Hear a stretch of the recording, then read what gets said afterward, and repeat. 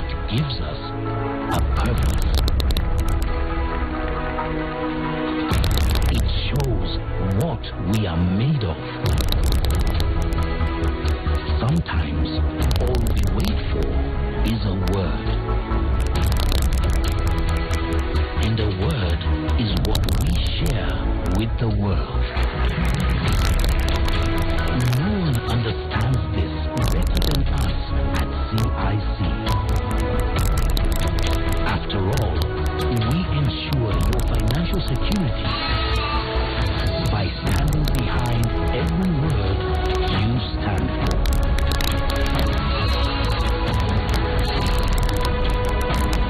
CIC Group, we keep our word.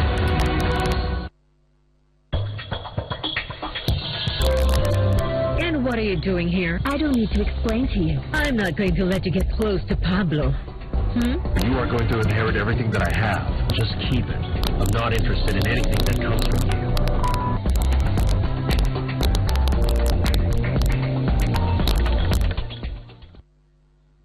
Uh-huh.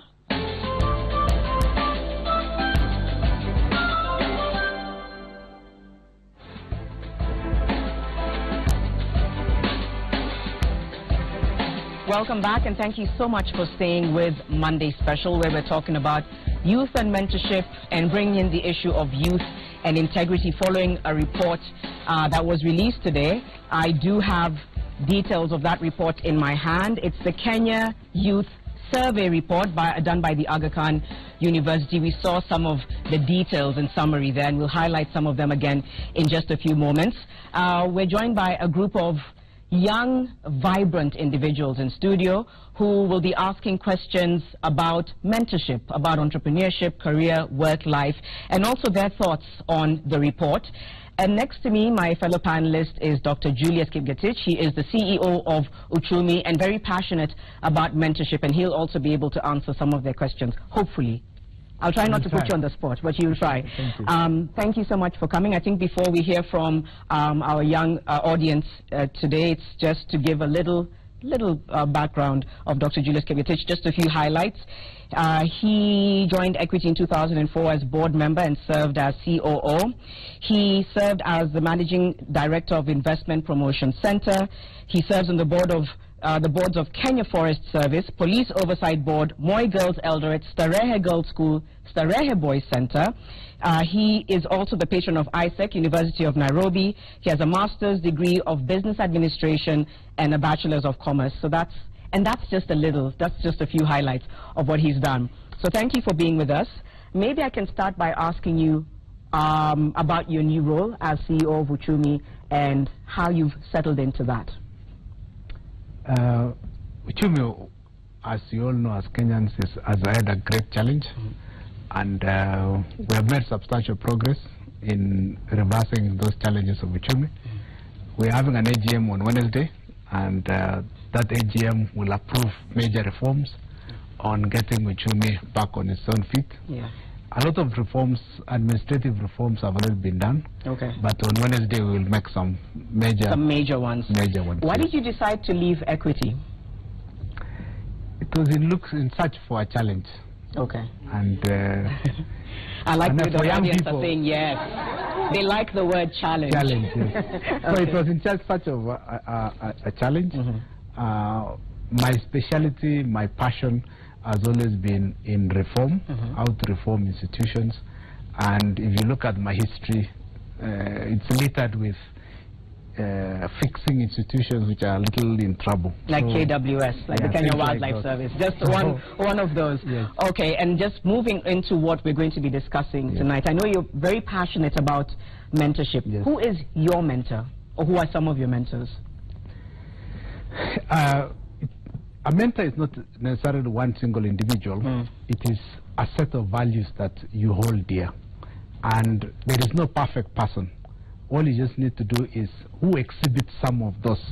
And then you as a young person, you look up to so-and-so for this skill, so-and-so for these values, so-and-so for this inspiration, so-and-so for these roles. Okay. So you will never find in a single individual all you want, because there's no individual who is a copy of you. Yeah. You know, there are so many individuals with different traits. Yeah. So what you want to identify is who belongs to your set of individuals who can then perform those roles of a mentor, a role model, a coach, all those put together, and they say, I look up to these people who then reflect my own aspirations, even if they are not perfect. But there's nobody is perfect. That's well said. Yes. That's very well said. I'll now turn to you all. And there was a report, I think we've highlighted it quite a bit today, and one of the things that stood out, and I know we've said it in the highlights, is that a lot of young people feel like it's okay to take a bribe. It's okay to use corruption to get ahead. It's okay to try and have what are called microwave solutions where you don't have to work your way up. I'd like to hear one or two of you comment on this report and tell me if you agree or disagree with it. Anyone? Would you like to start? You can just give a short comment. You can tell us your name and what you do. Okay. My name is Edwin Moindi, and I am the principal and managing director at Moindi Consulting Company. I think of interest to me is it's rather like a question. When you walk around Nairobi and you also, you drive through Nairobi, one of the things that you notice is people, there's a sense of hopelessness, predominantly among the youth. Yeah. What really ails you when you see that? What really makes you feel like there's something wrong about that? And what should you term as the corrective action that needs to be taken? Okay, before he answers, that's a good question. I'll hold that. If anyone can comment on the report as well, and just your findings on whether or not you agree that young people are too hungry for success to the extent where they even compromise their integrity. Do any of you agree with that? Do you agree that that's okay? Your name and what you do. My name is Faith. I'm the Chief Financial Officer of Barefoot Power, a solar company. I'm also a Mandela Washington Fellow 2015. Okay. And I agree with the report. We are in a generation where we used to pop popcorns using microwave, and basically everything takes 2 minutes and it's done. Yeah. And we've gotten into a generation and a time when there are shortcuts to basically get done with everything. Yeah. And then you bump into Malcolm Gladwell and the theory that you have to do 10,000 hours for you to be able to get a skill and experience, and that just sounds like too much. Yeah. And so we begin then to think there must be a shortcut. Okay. And then most of the time we find that there are people in our society who've really made it, but then we probably haven't had mentors who have been able to tell us that it actually takes time. It takes a lot of work, it takes a lot of patience, it takes a lot of sacrifices. Okay. So yes, I agree with the report. All right. Have any of you ever been tempted to take a shortcut to get ahead? Are you afraid mom and dad is watching, my friends are watching? But honestly, has anyone ever felt tempted to say, you know what, this is just way too much work for me. I know there's a shorter, quicker way. Has anyone ever felt tempted to go the wrong? You have. Well, I think Your name my and name what is you do. Wawera, Yeah. and I work for Food for Education. I'm the founder and executive director of Food for Education. And I think that all of us are tempted to take a shortcut. There are so many times I've been in situations that I'm thinking if I could just pay someone some money, I could get out of this situation really fast. But I think that's where mentorship comes in. You have someone who's always checking over you and saying, oh, you know what, you'll actually get to this point, you'll do this, think it's the easier way, and get to a point and you can't go further than that. All right. So that's why having someone who has been there before helps. Yeah. Before I bring in Dr. Kigetich, does any one of you have a mentor or mentors? Maybe by show of hands? Oh, okay. You're that group of people. We should have had one or two who don't. Okay, you have, and each of you has more than one mentor.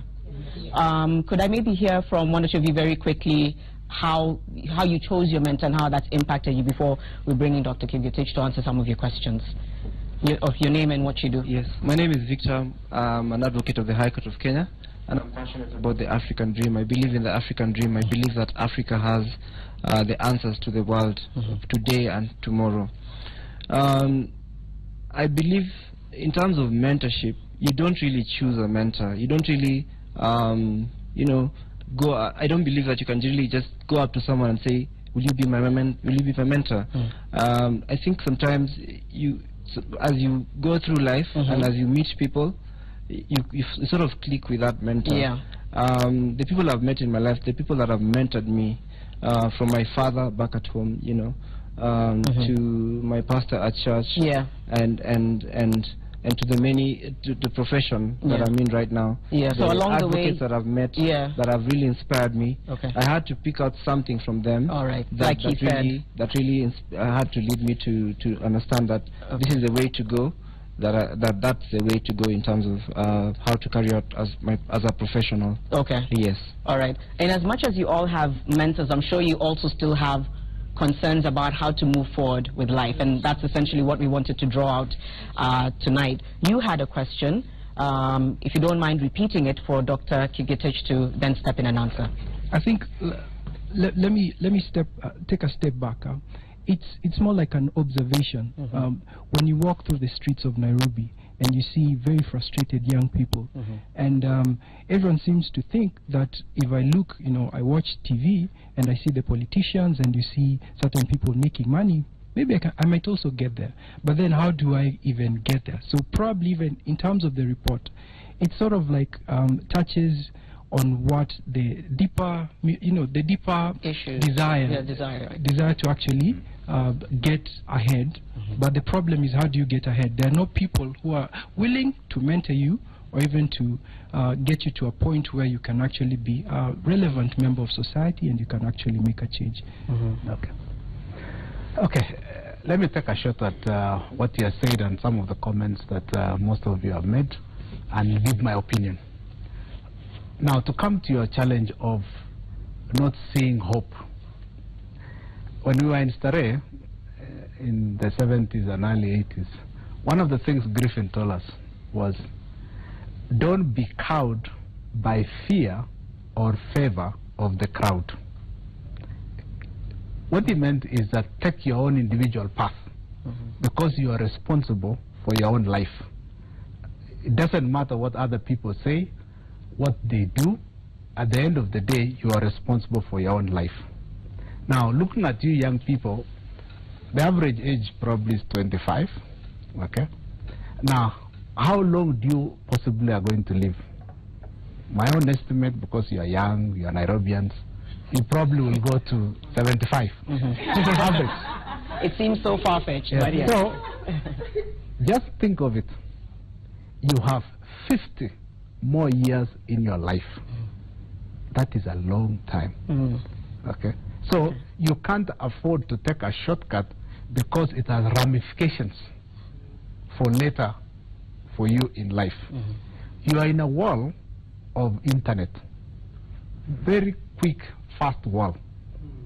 Now, but remember, what you put on Facebook, what you write on Twitter is permanent. You might delete it, but in Twitter Corporation, in Facebook Corporation, they are already building an algorithm about you, and they will trade that information in future. So can you imagine your current postings having an impact of your life in the next 20 years? So be careful, because all these shortcuts I see young people taking have ramifications for later on in life. Look at the provisions in our constitution about vetting. It may not be perfect today, but in years to come, it's going to be perfected or near perfect.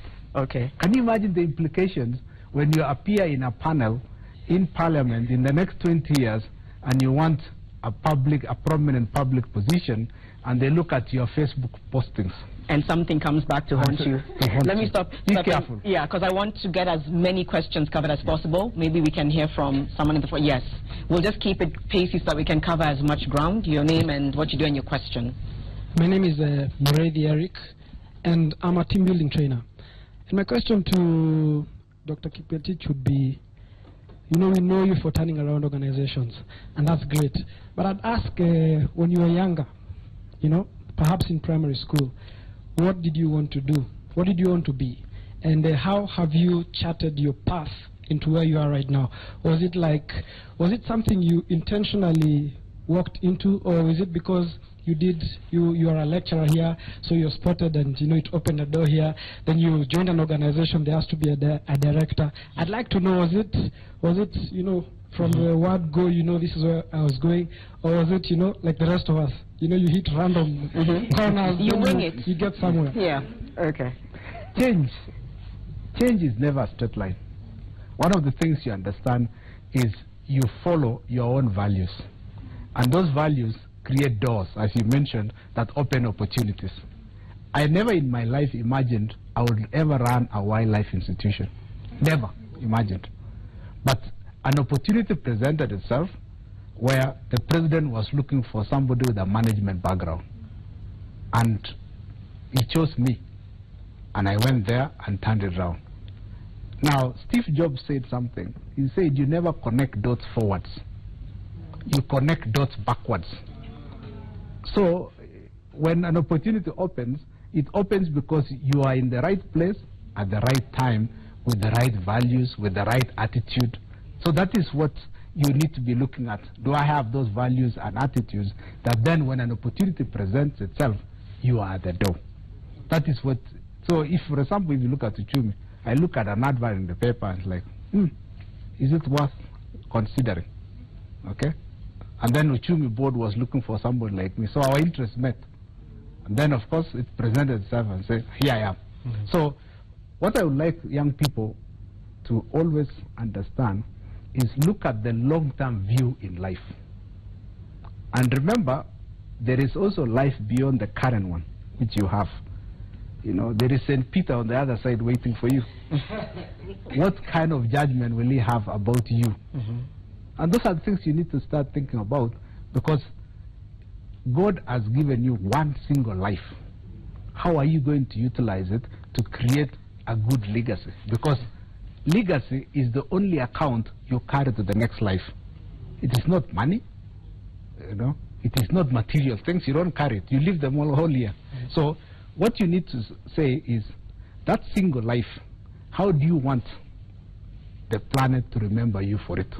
That's it. You said something just before I take a break and take a lot of your questions. You said something interesting. It almost sounds like you didn't sit and wait for a lot of these opportunities. You went after them, and like you said, it was the right place and the right time.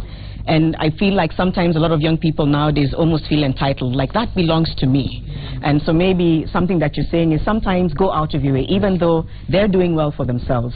It still doesn't hurt to go out there and seek a challenge, yes, right? That's something that I've picked up. And don't fear making mistakes. I have made mistakes. But if you fear making them, you will never progress. Because you see, remember, when you make a decision, it is not an event. It's a process. The difference between those two is, when you make a decision, time allows you to revise and keep on revising. So if you have made a mistake, for heaven's sake, just do a reversal and then restart again and ask yourself, what lessons have I learned? Yes. Very, very quickly, because we have to go into a break, but we'll give you a chance to ask more after. And you haven't given your colleagues a chance to ask. You're hogging. I have a question. Can you hold on to it so that we can hear from the others, please? Yes. Yes, I have a question. Yes. I am Diana Ochino, and I work, I'm the administrator of the Waterbird Ministry, and I also run a fashion accessories company that deals with beauty and other fashion statements and things there. So my question is, coming from your background of mentorship, how does that work in a family context? Because there are two different generations and there seems to be a disconnect, because sometimes we find that people in your generation were pro scholastic education and, you know, going the whole hog, and in our generation people are artists, and you know, there's such a difference in platforms of exchange. And how does that work for you?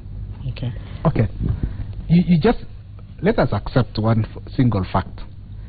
It is the first time in history that we have 4 generations who are alive but look at the world totally differently. Your grandparents don't look at the same world your parents do, and you and your children will look at the same world differently. Let us accept as a reality. It's a reality that we have accepted because of largely technology. Technology has changed those gaps. So if you go to a household now, you know, the older generation will watch news. The younger generation like you will wonder, what is that? That's no longer news. It happened 12 hours ago. And things like those. So we are living in a totally different world, influenced largely by technology. And that then, so what we need to do is we adjust ourselves. And we sort of ask ourselves, how do we communicate intergenerationally, given that is the reality?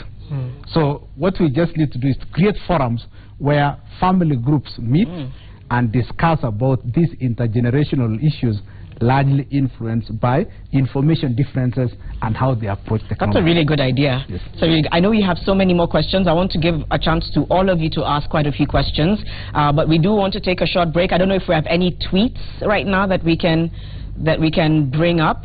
Okay, the tweets are coming up. Okay, let's take a look at what people are saying on Twitter. Emily Muturi says, I know one can succeed in life without engaging in graft. Let's learn to work hard and be patient in life. And then Almasi Masinde says, we're raised being told money is not everything, but the only thing. So we seek it in any way possible. Okay. Etsa Jackie G says, tribalism and nepotism is making it hard for us to have equal and fair opportunities. And then Engineer Onyoki Mokenya says, youth have grown seeing grand graft with no one punished, no jobs.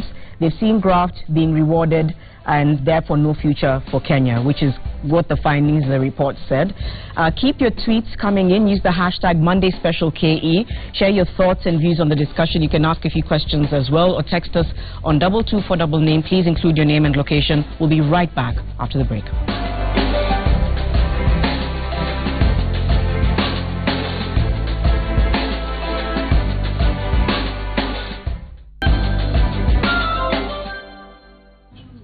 Welcome back. Thank you so much for staying with Monday Special, where tonight we're talking about youth and mentorship and the issue of integrity.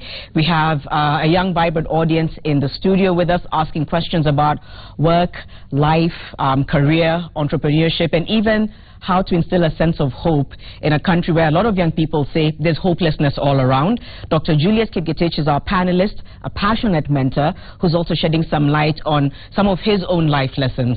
So let's throw it back to the audience members. Please tell us your name, what you do, and your question for Dr. Kipgetich.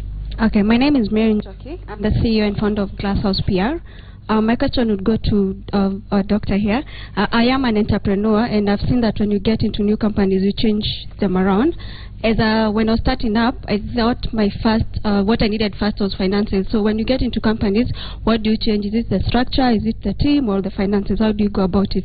And then the second question is, I believe in success as a whole person. So how do you, you're in so many boards, you're running many companies. How do you, the work-life balance thing, how do you go about it? Okay, let me begin with the last one. All of us have 24 hours. There's nobody who has extra time. It is how you plan those 24 hours and determine what is essential and what is non-essential. A lot of activities people do in this world are things which have no value, no meaning. People gossip for 5 hours. That's too valuable. Okay? There's nothing wrong with gossiping. You know, it's just how you allocate that time. You can say, I'll do it for 10 minutes. Others do it for 5 hours. So it is how you allocate time. So for me, I've just decided to say, how can I maximize my time and contribute more to society? And if people approach me and say, you want to sit on a board of an institution, I will evaluate. Do I have the time? Is it aligned to my own interests, to my own aspirations?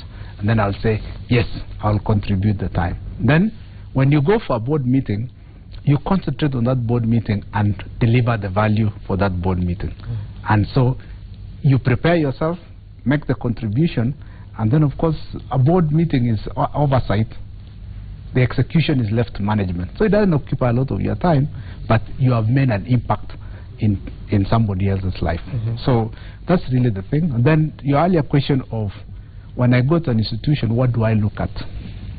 First of all, remember, management is universal. The principles of management are the same, whether you run a church. So if I was to be given to run the Catholic Church, of which I'm one, I can possibly be a very good pope. So because management is universal, and management has 5 things. You know, They say a manager will plan, will organize, will put the right people, will direct it, and then control it. So that the 5 principles. Any management school you go to, those are the 5 things. So once you identify an institution, you identify what are the planning issues that are required, what are the organizing issues that are required, what are the staffing issues. When you come to directing you talk about either leadership, either communication, how you motivate people, and then control is oversight. So those are the 5 things that you always look at when. So that's why I say management is universal. And so I would urge young people at any one time in your life, please go to a management school and enhance your skills. The basic usually typical an MBA. MBA is a universal degree. So if you can have the opportunity to do an MBA, it will broaden a lot of that knowledge, and you can run your business much better, and that's it. Okay. Yes. All right. My name is Maurice, and I'm an innovator. Listening to your portfolio, I pick out so many things. You're diverse. Yes. So first, I'd want to comment on the report and say it is true.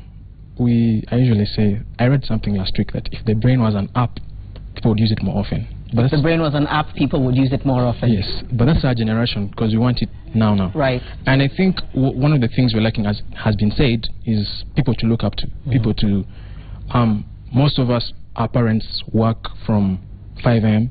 to 8 p.m. when they come back home. So by the time they come back home, you have no time to talk with them, to interact with them, to share with them issues. The only things you talk about are the things you want to buy when you're going back to school. So there's that gap.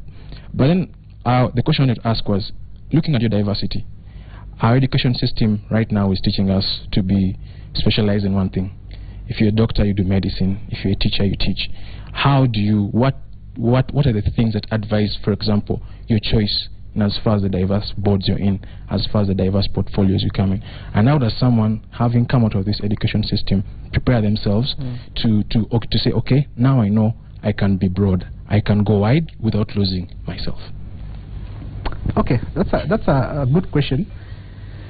The key thing is, let's look at young people and your own future. Research has shown that people of your generation will change jobs on average 5 times. So you're just at the start of a very long journey of your career. And so you are the generation to have what we may call a zigzag. Okay, you will start at this point today, but some of the things you do could be rendered obsolete by technology, and so therefore you take another route. What it means for you is, do you have the necessary agility to then switch over? Look at secretaries; they were rendered obsolete by computers. So they had to reinvent themselves to be personal assistants. So similarly for you, just know that technology and many other influences, could be climate change, it could be some other force in society that then alters. So just know that probably by the time you reach 50, in the next 20, 25 years, you will probably be on your 3rd career. So please have the flexibility, read widely. As you grow older, you don't become a specialist. You become a generalist. You broaden your knowledge. Most of you are CEOs. Look at the CEO when you will be 60 years old. What kind of skills? You will have learned a large breadth of issues, and that large breadth of issues will then help you to manage a new generation.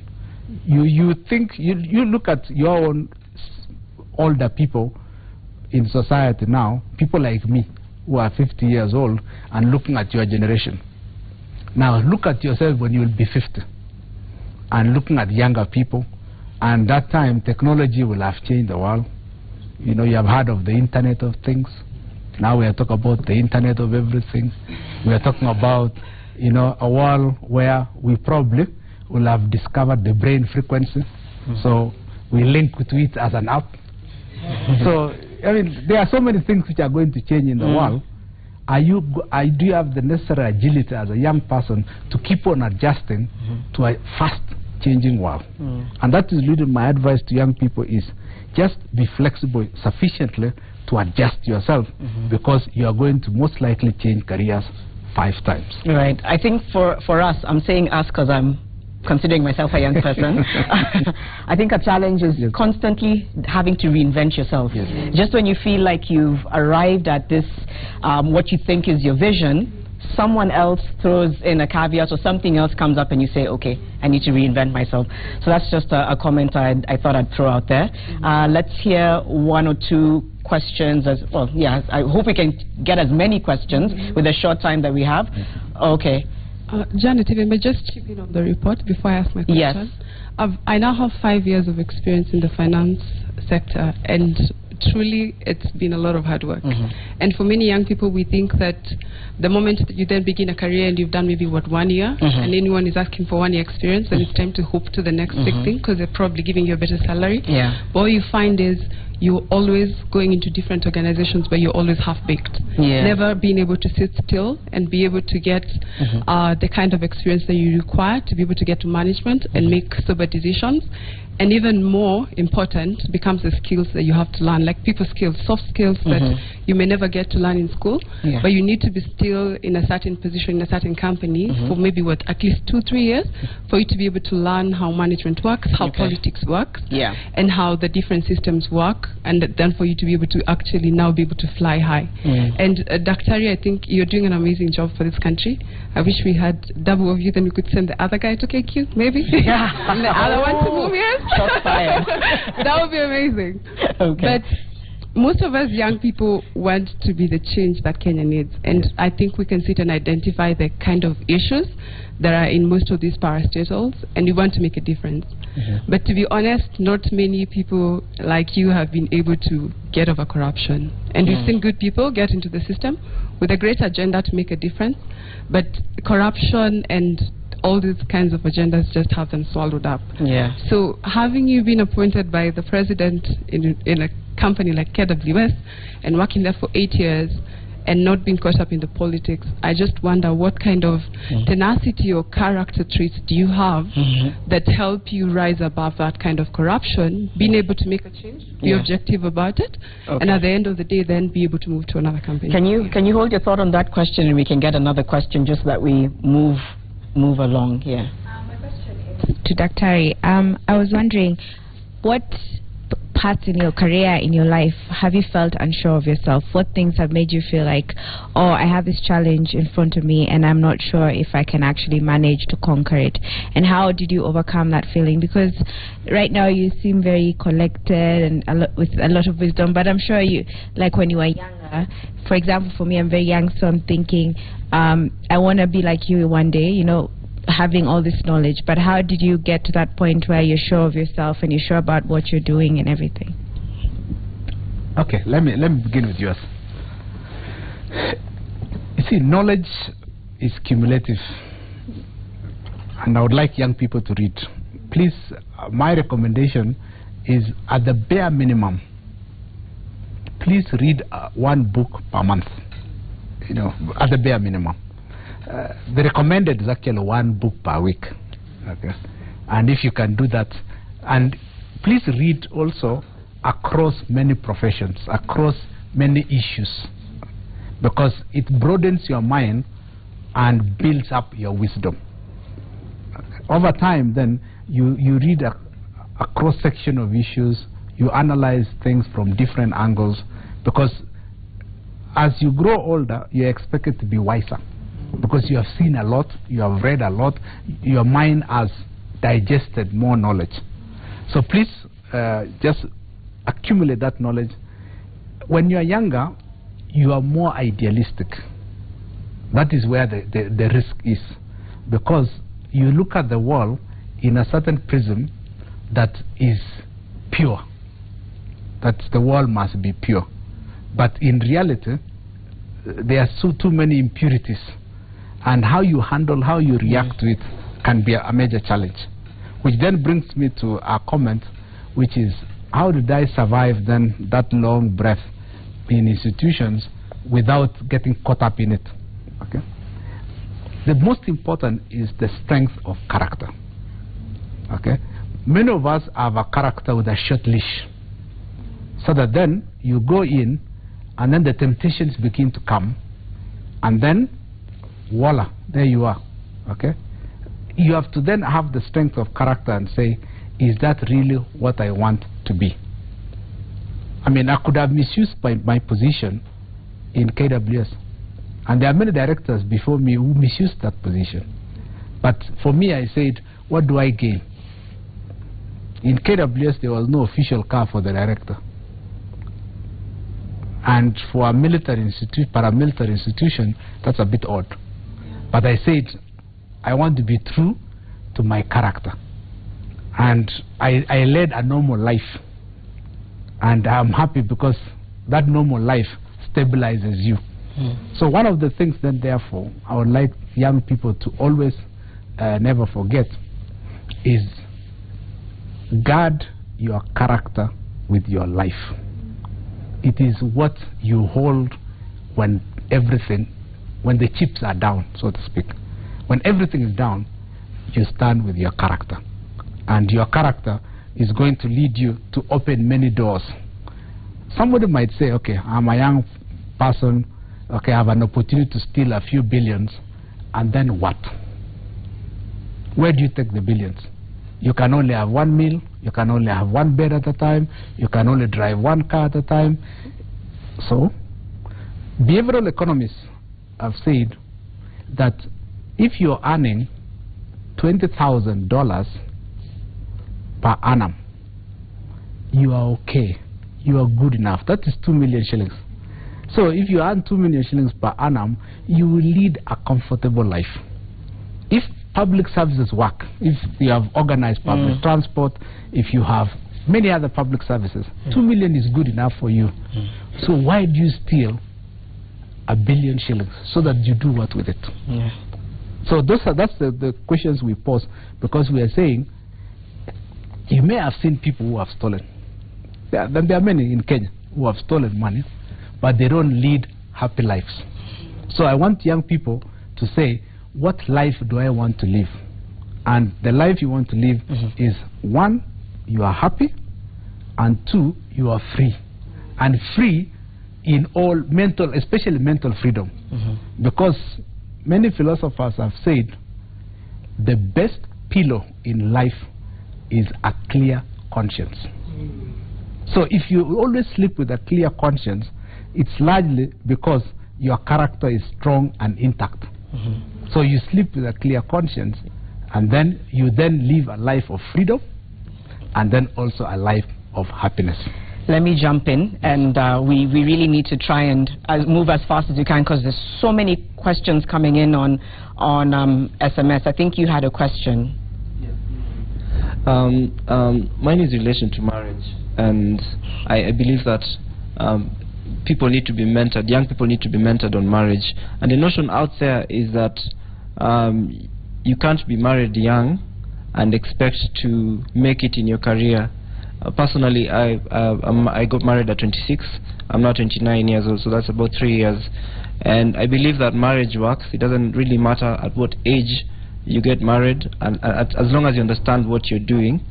But the question is, what are your thoughts on this issue? Should a young man wait and establish himself to the point of, getting to the age of 35, 40 before they get married? Or should you, what would you advise the young people out there who are thinking about putting off marriage at so that they can establish themselves in their career? What would you say about that? Okay, marriage is largely around a feeling of when it's right.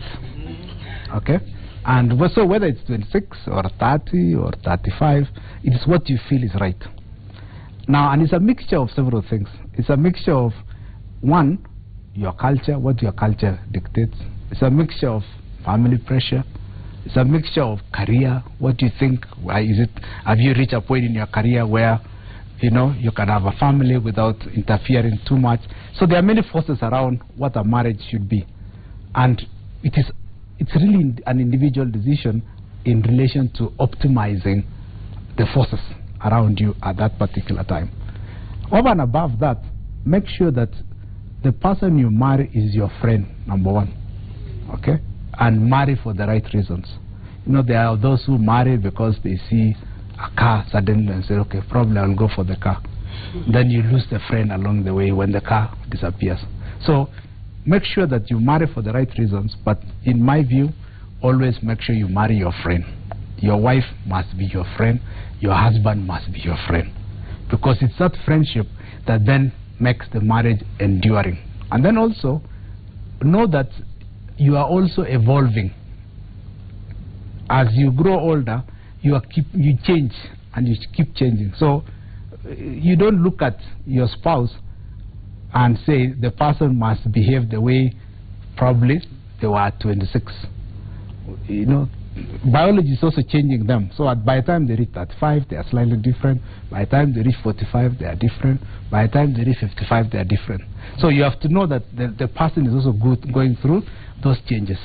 Again, like what I said before, you have to be agile and adjust yourself as you go along. But you are friends, so you discuss, you communicate and say, we are also changing. How are we going to evolve our friendship in this relationship called a marriage? How long have you been married?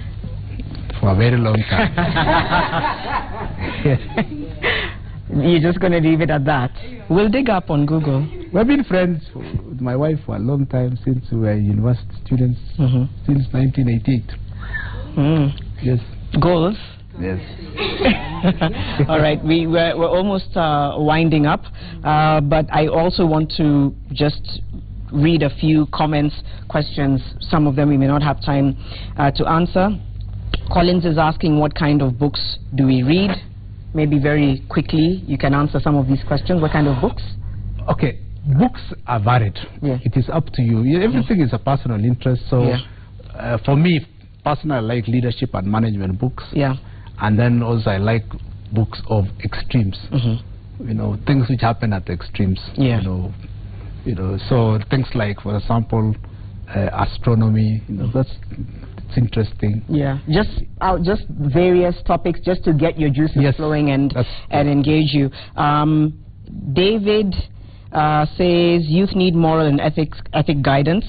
And case in point is she says Strathmore University, where everyone undergoes some of these vital lessons. Aloy says trained youth should be employed lest they engage in illegal vices.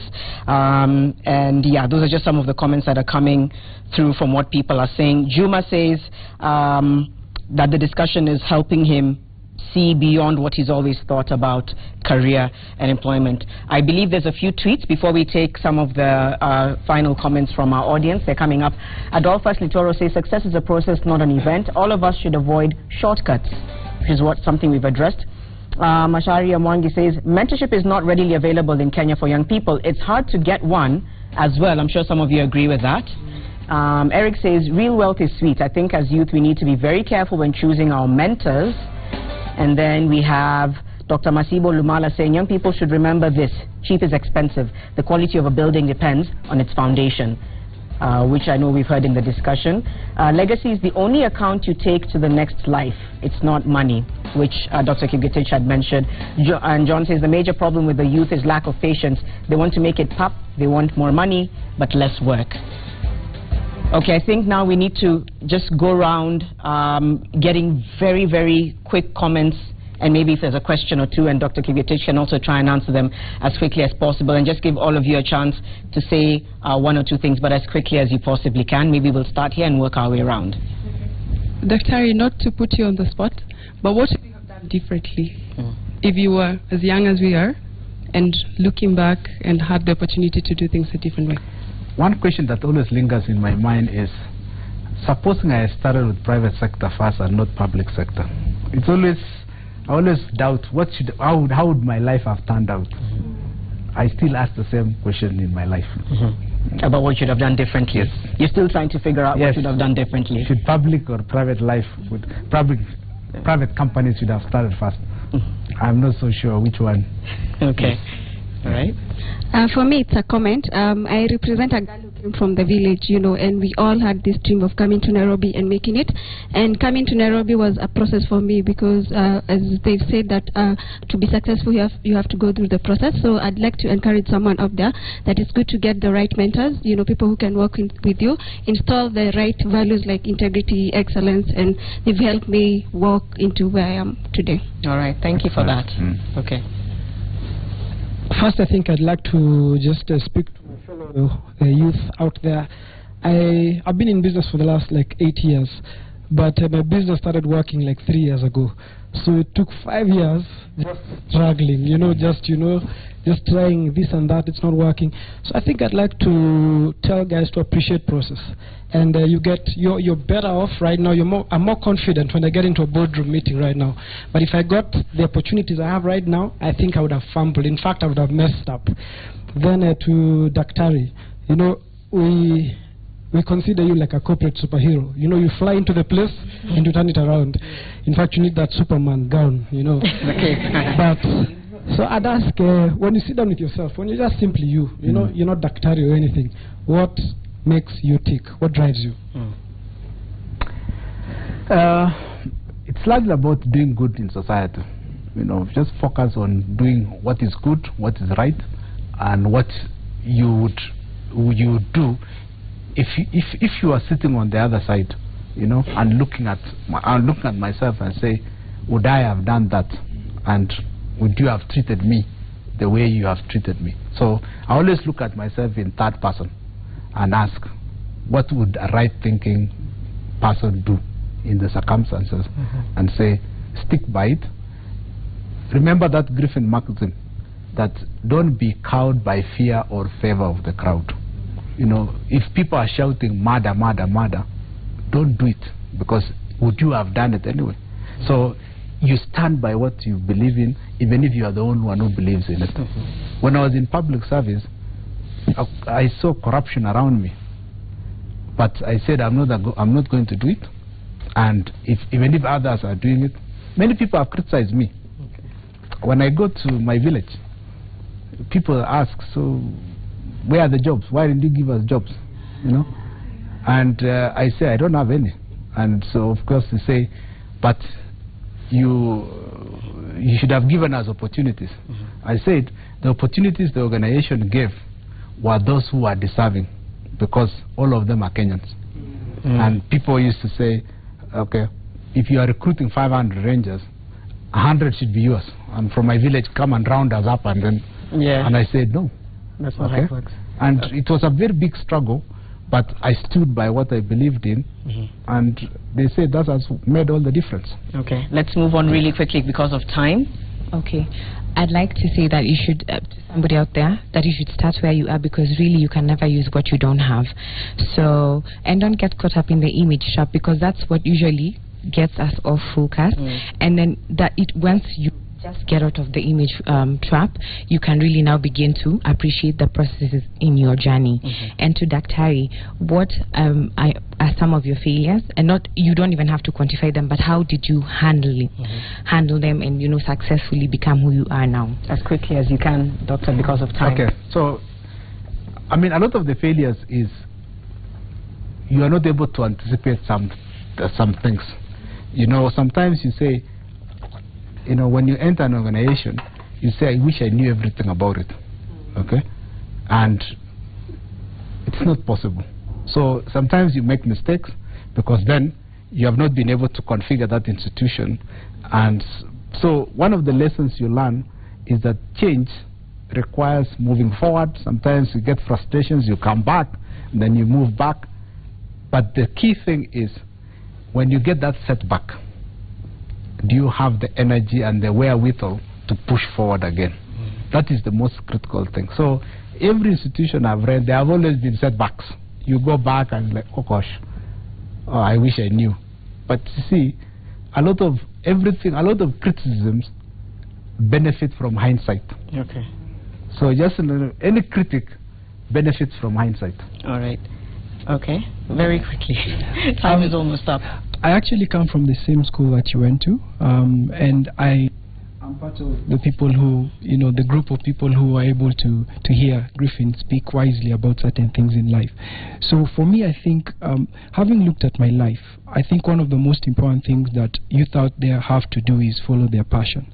Above all else, follow your passion, and at the same time, look for the hero within you, because in each of us, there's a hero that's waiting to come out. And as you do that, I think you'll also find a path for you to tread. And also, like you said previously, character is more important than anything else. So forge that and build that character. All right, thank you so much for that. Okay, I wanted to say that there's someone who asked about mentorship, whether you can ask someone to be your mentor. I do that all the time. I ask people, can you be my mentor? And they say yes or no. But I think it's many people complaining that they expect someone to come and say, oh, I want to mentor you. You have to be proactive and go out and say, you have these qualities that I admire and I would like you to mentor me. So my question would be about Kenya, because we're all here and we're all wanting to make Kenya a better place. What frustrates you most about Kenya, and what do you think the solution to that problem is? What the biggest frustration you have through your service in public and private sector? Okay. My greatest challenge about Kenya is the quality of education. I think that is where we have failed most. Having gone to Starehe and look at the quality of education that I got from that school, I am wishing every Kenyan could go to a Starehe where you train character first before even academics. So if we could do education reform where we then impart, not teach, we impart values that are good for Kenya. Chapter 6 of the new constitution talks about leadership and integrity. How do we then impart those values espoused in Article 10 on national values and Chapter 6 of the Constitution? It is through a school system that then there is example for young people on what is good. We celebrate, we demonstrate to young people and celebrate people we admire, people, even national honors goes to those people who represent the Article 10 of the Constitution on national values. So that is my frustration, because you see why the survey says young people admires, they do admire never-do-wells for lack of a better word, is because they see people who then espouse those national values being degraded, abused, and say, when mjinga, you're not clever, you know, things like those. And then, of course, when it comes to the national honors, how do we then identify and say, for somebody to be awarded Order of the Grand Warrior, OGW, what does that person done?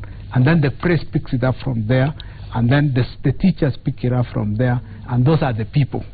Today is Martin Luther King Day. Okay? Now, who is the equivalent of Martin Luther King in Kenya today? And we celebrate a day for such a person.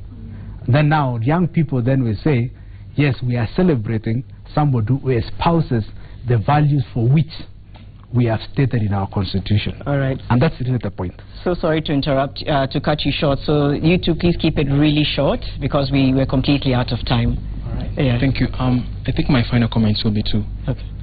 For the young person out there, the young entrepreneur out there, I would want to encourage you to, first and foremost, believe in yourself. You're the biggest champion for your vision. You're the biggest. Don't wait for people to come and encourage you. Do encourage yourself and believe in yourself. And secondly, keep the vision, but also be patient to take the baby steps. Take each day at a time, The question I wanted to ask was about expectations, maybe Dr. For the young person out there. How do you manage expectations? If you're single, if you're married, if you have parents who have different expectations, how do you handle them without losing your foot?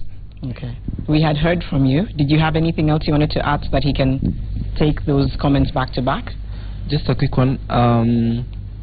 Thank you for coming out as a mentor, and to just demystify what mentorship is about, and also an encouragement to the young people out there.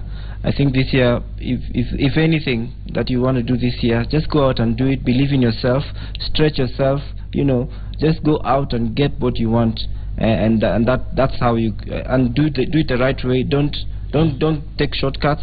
If you don't have a mentor, get a mentor, and that's the way we're going to go forward. Okay. Thank you so much.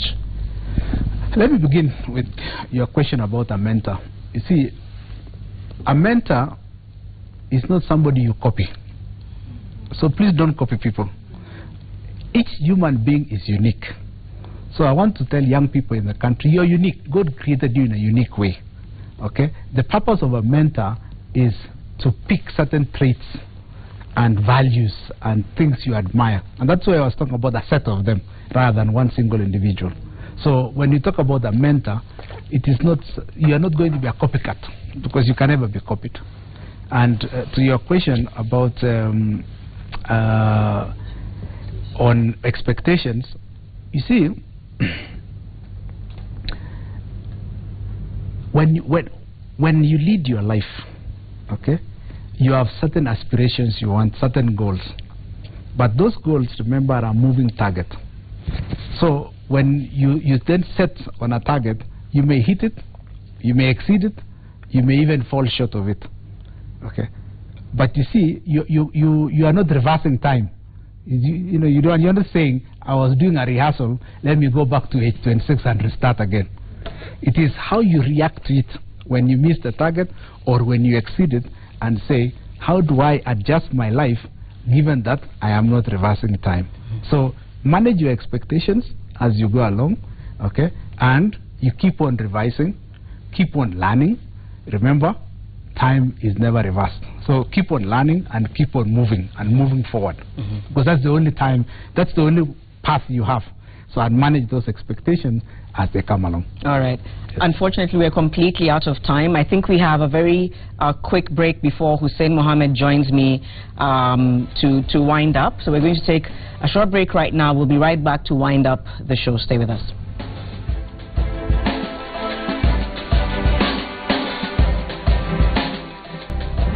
And welcome back. This is the final part of the show where we wind up, and Hussein Mohammed joins me in studio to take a look at some of the feedback that's been coming in from SMS and Twitter as well. You have a few texts. Yeah. I'll start with Moses Kiptanui, the former athlete. Good to hear from you, saying great quotes and sayings. All of us do not have equal talents, but all of us should have an equal opportunity to develop our talents. Then I have Wabala Frederick from Diani, Kwale County. We, the youth, are saddened by the fact that corruption is worshipped and the fighters of anti-corruption are demonized, hence seeing it as normal and part of us. All the same, I thank Daktari for that inspirational talk. And this I'd like Daktari to answer. We know we're out of time, but very briefly. The Hashon87 on Twitter says, you are in the ghetto, your family is a mess, security is a myth, and corruption is the norm. Would you not seek a shortcut? What would you say to that person? No, the answer is no. Because then, two wrongs do not make a right. So what we need to do is, what action do those of us who are in a privileged position do to help nation? Okay? If, for example, I'm the governor of Nairobi, I should be able to say, if somebody living in Mathare, how do I use my position to make another Kenyan better off than they were? If you take the shortcut, you're actually just multiplying those mistakes. So what I would urge all Kenyans is, we can all be our brother's keeper. And let's just do it, because Kenya is rich enough to take care of all of us. Okay. All right. Okay, thank you. And thank you to all of you. Okay. I'll just read this one moment. I'm trying to wind up. Okay. I have a baby to go home to. I knew I want to say that. Now that you're lecturing the youth, just because you had a baby. Okay. Daktari, you're more than a doctor. I'm so encouraged with your advice. You don't need to answer this, Daktari, but she says, question, what makes you grow young? You don't look old. Julia saying this, but you don't have to say that. All the same, thank you for coming to the show tonight. Now you can wind up. All right. Okay. Thank you all so much for all the work you're doing. Of course, it's just to encourage you to continue as you are. I don't think I've met all of you. I do know that you're running a campaign called 40 for a Plate, and at some point I think we'll be able to hear more about it. So thank you for all the great work you're doing, and thank you so much for watching Monday Special. I'm Janet Bogwandishu, and we'll see you again next time. Good night. I'm Hussein Mohammed.